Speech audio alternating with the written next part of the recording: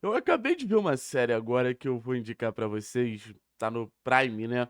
O Prime não tá patrocinando a gente, mas dica boa é quase obrigação da gente trocar aqui no canal. Que o nome da série se chama All Her Fault. É uma série muito legal mesmo. Assim, indico pra todos vocês porque é aquela série cheia de mistério, cheio enfim, nuances ali que vão mudando o jogo a todo momento. E é uma série que você fica ansioso pro próximo capítulo, é uma série que você fica esperando o próximo capítulo com toda aquela expectativa, né? E é mais ou menos o que acontece nesse momento quando o assunto no Atlético é o Bruninho, né?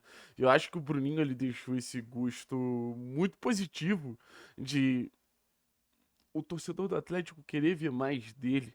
O torcedor do Atlético tá ansioso pra ver mais dele, porque a primeira mostragem para um grande público, óbvio que o Bruninho já vinha se destacando na base, mas quando você tá jogando no principal, a situação ela acaba sendo diferente. Então, pro Bruninho, essa primeira mostragem para o grande público foi muito positiva, uma grande atuação, um destaque absoluto no jogo contra a equipe do Andraus, e um jogo que eu esperava algo diferente do Bruninho, assim, sendo bem sincero. Eu esperava mais jogadas insinuantes e menos impacto coletivo. E se você vai se aprofundando na atuação que o Bruninho teve, é uma atuação de mais impacto coletivo e poucas jogadas, como foi o lance do gol. E isso pra mim acaba sendo muito curioso, né? Porque o lance do gol talvez seja a síntese do Bruninho. Encarar o marcador, não ter medo, ir pra cima, buscar um contra um, criar situação ali, criar o espaço, mostrar imprevisibilidade e finalizar.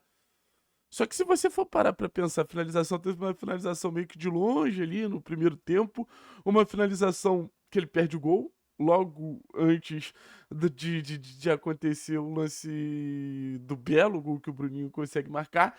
E analisando a atuação do Bruninho, fica aquela sensação. Eu não sei se foi uma questão do time não ter encontrado ele naquele um contra um, naquela dinâmica de enfrentamento contra o marcador adversário, mas no final das contas eu gostaria de ver mais o Bruninho naquele tipo de lance.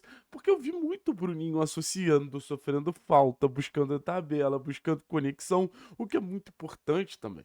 O que mostra que o Bruninho, primeiro de tudo, não é um jogador que se resume à individualidade. Quando você tá na idade do Bruninho, é natural que você se resuma à individualidade.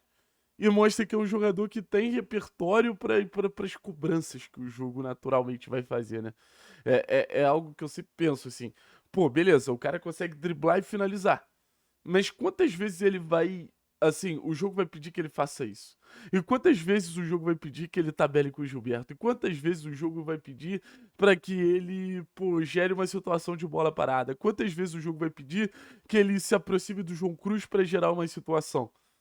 Então eu acho que o leque de opções do Bruninho ele é tão positivo que ele tá preparado pro lance que naturalmente vai aparecer no highlights e vai ser mais perigoso. E volto a dizer, pra mim ele deveria fazer mais esse tipo de lance. Mas o Bruninho ele tá preparado pro lance um pouquinho menos estético, um pouquinho menos decisivo. Mas o que vai construindo o jogo são esses pequenos momentos. E aí você teve quase 50 ações da bola do Bruninho, que define ele como jogador influente. Tem uma análise, talvez uma das melhores análises do ano que eu vi na mídia esportiva tradicional, foi uma análise do Marcelo Beckler falando do Arrascaeta ser um jogador de lances e o Matheus Pereira, que é um cara que tá toda hora tocando na bola, ser um jogador de jogo. E é muito impactante, impressionante a maturidade do Bruninho de conseguir transitar entre ser um jogador de jogo e conseguir ser um jogador de momentos mais relevantes. Então, quando você vai contar a história do jogo, se o Bruninho mantiver o que a gente viu no primeiro momento, você vai naturalmente contar do impacto coletivo que ele demonstrou, e eu acho que isso, no final das contas, é de suma importância. Mas você vai falar do lance pô, mais espetacular, do lance mais genial. Então o Atlético ele tem um desafio coletivo também de encontrar o Bruninho mais perto da área para que ele possa ter mais esses lapsos acima da média, mais lances perigosos, mais lances de desequilíbrio. E aí a gente começa a dar uma olhada pro coletivo do Atlético que a gente vai ter nesse jogo contra o Cianorte. A gente vai para um jogo com o Riquelme, que é um bom volante passador. A gente vai para um jogo com o Alejandro Garcia, que é um meia que vai dar uma dinâmica ali ao lado do Riquelme para você ter uma transição ofensiva melhor.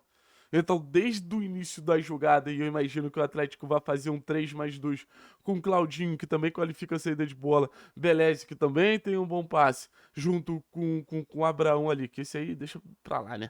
E aí você tem Alejandro e Riquelme. Então, desde a origem da jogada, eu acho que a tendência é um funcionamento muito legal para que a gente chegue para que a gente chegue no último terço com qualidade para a bola passar no pé dos jogadores com mais capacidade de desequilíbrio, que é João, Dudu e o Bruninho. Então acho que a gente vai ver o Bruninho sendo acionado de uma maneira mais natural. A gente vai ver o Bruninho sendo acionado de uma maneira mais assim, fazendo parte do jogo do Atlético. A gente falou que o Bruninho, ele naturalmente escreve capítulos importantes do jogo do Atlético, se você for contar a história da partida, mas é aquilo, o Atlético precisa muito do Bruninho também. Não é só o Bruninho que precisa aparecer no jogo do Atlético. E aí a gente fala, por exemplo, de um jogador que, na minha visão, quanto mais aparecer, melhor, porque a tendência é, beleza, o Bruninho pode errar uma, pode errar duas, mas com a qualidade técnica que ele tem, eu acho difícil errar três, sabe? Então, é o jogador onde o talento fala mais alto, a personalidade fala mais alto, a capacidade de desequilíbrio fala mais alto, e eu acho que a gente tem que apostar nisso o tempo inteiro. É importante a gente ressaltar.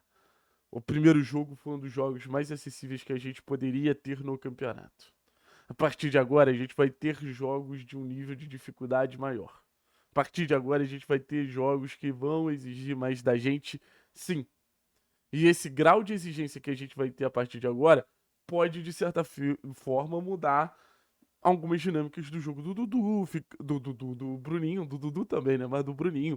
Ficar um jogo mais físico, ficar um jogo mais chato ali para ele se livrar da marcação.